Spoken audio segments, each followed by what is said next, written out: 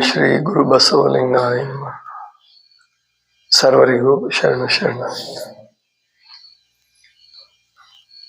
ಮಾನವನ ಇತಿಹಾಸ ಅತ್ಯಂತ ಸಂಕೀರ್ಣವಾದದ್ದು. ಬೇರೆ ಪ್ರಾಣಿಗಳ ಇತಿಹಾಸ ಏನೂ ಇಲ್ಲ, ಇತಿಹಾಸವೇ ಇಲ್ಲ. ಯಾಕೆ ಅಂದ್ರೆ ಪ್ರಾಣಿಗಳು ಪ್ರಾಣಿಯ ಪ್ರಾಣ ಗುಣಗಳೇನಿದಾವಲ್ಲ, ಅಂದ್ರೆ ಹುಟ್ಟು ಗುಣಗಳಿಗೆ ಅನುಸಾರವಾಗಿ ಬದುಕಿ ಮೇಲ್ಮುಖ ಪ್ರಯಾಣವೂ ಇಲ್ಲ, ಅಲ್ಲಿ ಅಧೋಮುಖ ಪ್ರಯಾಣವೂ ಇಲ್ಲ. ಅಂದ್ರೆ ಒಂದು ಪ್ರಾಣಿ ಅದು ಏನೋ ಬಹಳ ದೊಡ್ಡದನ್ನು ಸಾಧಿಸ್ತು ಅಂತ ಇಲ್ಲ. ಒಂದು ಹಸುವಾಗಿ ಹುಟ್ಟುತ್ತೆ, ಹಸುವಾಗಿ ಎತ್ತಾಗಿ ಬಾಳುತ್ತೆ, ಕಡೆಗೆ ಹಾಗೆ ತನ್ನ ಜೀವನವನ್ನು ಮುಗಿಸುತ್ತೆ. ಅದು ಮುಗಿಸೋದಿಲ್ಲ, ವಿಧಿ ಪ್ರಕಾರವಾಗಿ ಮುಗಿಯುತ್ತೆ. ಆದ್ರೆ ಮನುಷ್ಯಂದ ಹಾಗಲ್ಲ. ಮನುಷ್ಯ ಅವನು ತನ್ನ ಜೀವನವನ್ನು ಹುಟ್ಟಿದ ರೀತಿಯಲ್ಲೇ ಮುಗಿಸಲ್ಲ. ಉದಾಹರಣೆಗೆ ನಮ್ಮ ದೇಶದಲ್ಲಿ ಹುಟ್ಟಿದಂತಹ ಶ್ರೀಕೃಷ್ಣನನ್ನು ತಗೊಂಡ್ರೆ, ಶ್ರೀಕೃಷ್ಣ ಹುಟ್ಟಿದ್ದು ಸೆರೆಮನೆಯಲ್ಲಿ, ಬೆಳೆದಿದ್ದು ಗೋಕುಲದಲ್ಲಿ,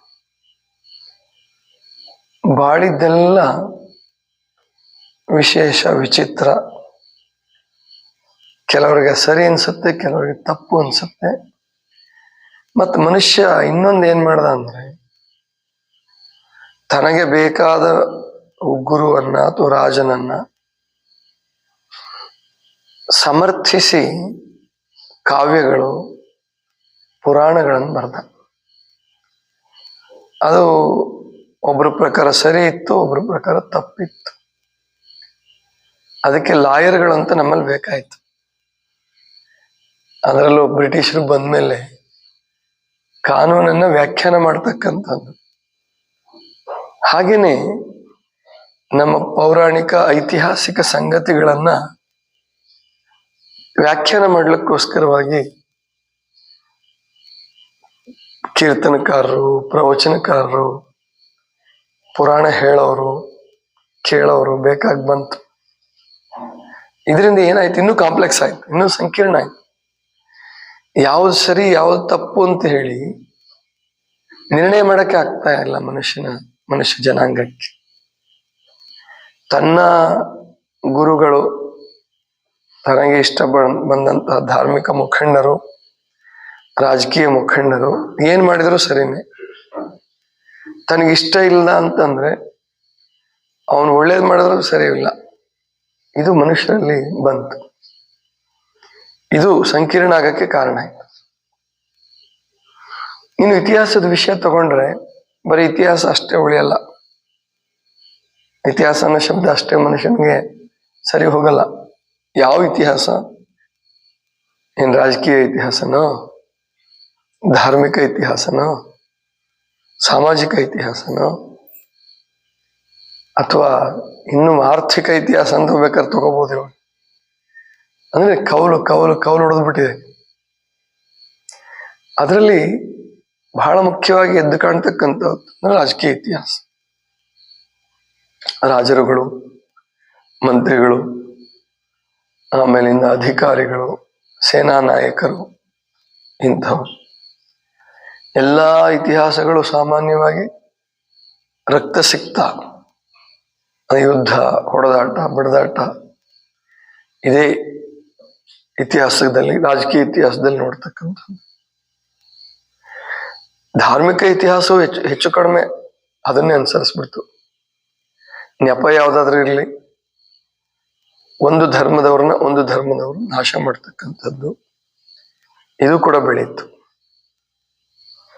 ಆದ್ರೆ ನಮ್ಮ ಕರ್ನಾಟಕದಲ್ಲಿ, ನಮ್ಮ ಕಲ್ಯಾಣದಲ್ಲಿ ಬಸವಣ್ಣನವರು 36 ವರ್ಷಗಳ ಕಾಲ ಕೆಲಸ ಮಾಡಿದರು, ಬದುಕಿದ್ರು. ಅದಕ್ಕಿಂತ ಮುಂಚೆ ಮಂಗಳವೀಡಿನಲ್ಲಿ, ಮಂಗಳವೀಡೆ ಇವಾಗ ಮಂಗಳವೀಡೆ ಅಂತಾರೆ, ಅವ ಮಂಗಳವೀಡು ಅಂತಿದ್ರು. ಮಹಾರಾಷ್ಟ್ರದ ಸೊಲ್ಲಾಪುರ ಜಿಲ್ಲೆಯಲ್ಲಿ ಬರ್ತದ. ಅಲ್ಲಿ ಅವರು ಬದುಕಿರುವ ಬಹುದಾದ ವರ್ಷಗಳಂದ್ರೆ 6 ವರ್ಷ, 6 ವರ್ಷ ಪ್ಲಸ್ 36, 42 ವರ್ಷಗಳ ಕಾಲ ಬಸವಣ್ಣನವರ ಜೀವನದಲ್ಲಿ ಒಟ್ಟ ಯುದ್ಧಗಳೇ ಆಗ್ಲಿಲ್ಲ. 36 ವರ್ಷ ಅಥವಾ 30 ವರ್ಷ ಅಂತೂ ಬಿಜ್ಜಳನಿಗೆ ಅವರು ಮಾರ್ಗದರ್ಶಕರ ರೀತಿಯಲ್ಲಿದ್ದರು. ಅಂದ್ರೆ ಆರ್ಥಿಕ ಮಂತ್ರಿ ಆಗಿದ್ರು, ಪ್ರಧಾನಮಂತ್ರಿ ಆಗಿದ್ರು, ದಂಡನಾಯಕರು ಆಗಿದ್ರು. ಆದ್ರೂ ಕೂಡ ಯುದ್ಧಗಳನ್ನು ಮಾಡಲಿಲ್ಲ. ಒಂದ್ ವೇಳೆ ಭಿನ್ನಾಭಿಪ್ರಾಯಗಳು ಬಂದರೂ ಕೂಡ ಆ ರಾಜನನ್ನೇ ಕರೆಸಿ ಮಾತಾಡಿ ಬಗೆಹರಿಸ್ತಿದ್ರು ಅಂತ ಬರುತ್ತೆ. ಅದಕ್ಕೆ ವಿರುದ್ಧವಾಗಿ, ಯುದ್ಧಕ್ಕೆ ವಿರುದ್ಧವಾಗಿ, ಕಿತ್ಕೊಳ್ಳೋದ್ರ ವಿರುದ್ಧವಾಗಿ, ಅಂದ್ರೆ ರಾಜರುಗಳು ಪ್ರತಿ ಮಹಾನವಮಿ, ದಸರಾ ಅಂತ ಏನ್ ಕರೀತಿರಲ್ಲ, ವಿಜಯದಶಮಿ ಅಂತ, ಆ ಸಂದರ್ಭಕ್ಕೆ ಸೀಮೋಲ್ಲಂಘನ ಅಂತಾನೆ ಮಾಡ್ತಿದ್ರು. ಯುದ್ಧಕ್ಕೆ ಹೋಗ್ತಿದ್ರು ಅವರು. ಮಳೆಗಾಲ ಮುಗ್ದಿರ್ತಿತ್ತು, ಯುದ್ಧ ಮಾಡೋದೇ, ರಾಜ್ಯಗಳನ್ನು ಕಿತ್ಕೊಳ್ಳೋದೆ, ಅದು ರಾಜಧರ್ಮನೇ ಆಗೋಗ್ಬಿಟ್ಟಿತ್ತು. ಅದಕ್ಕೆ ವಿರುದ್ಧವಾಗಿ ಬಸವಣ್ಣವರು ನಮಗೆಲ್ಲ ಏನ್ ಕಲ್ಸಿದ್ರು ಅಂದ್ರೆ ಕೊಡೋದನ್ನ ಕಲ್ಸಿದ್ರು. ಕೊಡಬೇಕು, ಕೊಡಲೇಬೇಕು, ದಾಸೋಹ ಅಂತ ಹೆಸರಿಟ್ರು. ದಾನ ಅಂತ ಇತ್ತು. ದಾನ ಅನ್ನೋ ಶಬ್ದದಲ್ಲೂ ಕೂಡ ಸ್ವಲ್ಪ ಏನೋ ವ್ಯತ್ಯಾಸ ಕಾಣಿಸ್ತು ಬಸವಣ್ಣವ್ರಿಗೆ. ಅಂದ್ರೆ ಯಾಕೋ ದಾನ ಅನ್ನೋದ್ರಲ್ಲಿ ಕೊಡುವವನು ಶ್ರೇಷ್ಠ, ತೆಗೆದುಕೊಳ್ಳುವವನು ಕನಿಷ್ಠ ಅನ್ನೋದು ಇದೆಯೇನೋ ಅಂತ ಅನ್ನಿಸ್ತು ಅವ್ರಿಗೆ. ಹಂಗಿರಬಾರ್ದು, ನಿಜವಾಗಿ ಇರೋದು ಇಲ್ಲ. ಹೆಚ್ಚು ಸಂದರ್ಭದಲ್ಲಿ ದಾನಿಗಳು ಏನು ಬಯಸಲಾರದೆ ಕೊಡ್ತಾರೆ. ಆದ್ರೂ ಕೂಡ ಬಸವಣ್ಣವರು ಅದಕ್ಕೊಂದು ಹೊಸ ವ್ಯಾಖ್ಯಾನ ಕೊಟ್ಟರು. ಕನ್ನಡ ನಾಡಿನಲ್ಲಿ ಬಳಕೆಯಲ್ಲಿದ್ದಂತಹ ಒಂದು ಶಬ್ದ ದಾಸೋಹ. ದಾಸೋಹ ಅಂದ್ರೆ ಸಾಮಾನ್ಯವಾಗಿ ಎಲ್ರಿಗೂ ನೆನಪಾಗೋದು ಉಣಿಸೋದು, ಹಸಿದವರಿಗೆ ಉಣಿಸೋದು, ಅಗತ್ಯ ಇದ್ದವರಿಗೆ ಕೊಡೋದು.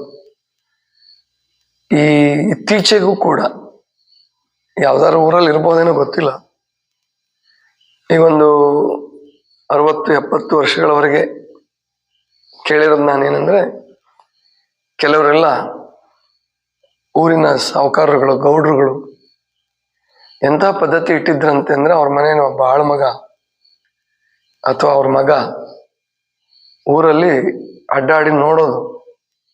ಒಂದು ನಿರ್ದಿಷ್ಟ ಸಮಯದಲ್ಲಿ, ಬೆಳಿಗ್ಗೆ, ಮಧ್ಯಾಹ್ನ, ರಾತ್ರಿ ಊಟದ ಸಮಯಕ್ಕೆ ಅಡ್ಡಾಡಿ ನೋಡೋದು.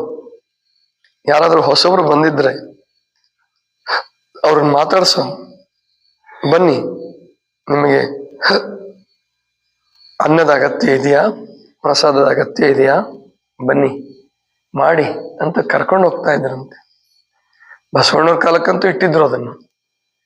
ಮಹಾದೇವಕ್ಕನವರ ಚರಿತ್ರೆ ಒಳಗಡೆ ಬೇರೆ ಬೇರೆ ಸಂದರ್ಭದಲ್ಲಿ ಬರುತ್ತೆ.